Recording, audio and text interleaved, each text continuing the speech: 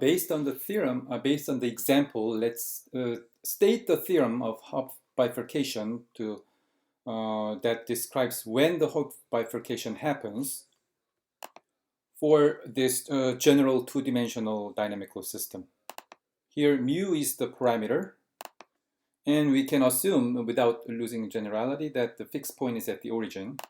And as we saw in the model, the Hopf bifurcation happens when there's complex pair of eigenvalues. So we will call this eigenvalue using the two real number alpha and beta. We can express the pair of eigenvalues in this form, alpha plus minus I times beta. And of course, eigenvalues changes as we change the parameter mu. So all of them, alpha and beta, are also a function of mu. We may also assume the critical value of the parameter mu is at 0. So Hopf bifurcation happens at mu equals 0. Then from the model that we considered before, we know that there's two eigenvalues that crosses the imaginary axis. That's the Hopf bifurcation.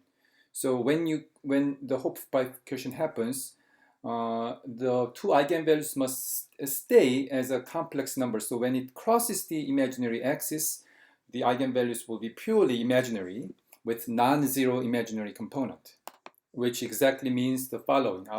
When alpha is at the point of bifurcation, alpha must be 0, but beta must be non-zero. And as mu changes, it has to, the eigenvalues must be changing from one side of the imaginary axis to the other side, which means the value of alpha has to change as you go across the bifurcation, which means the derivative of alpha with respect to mu have to be non-zero at the bifurcation. So this above 2 explains the change of the center, the origin, how it's changing from the stable to unstable or unstable to stable fixed points.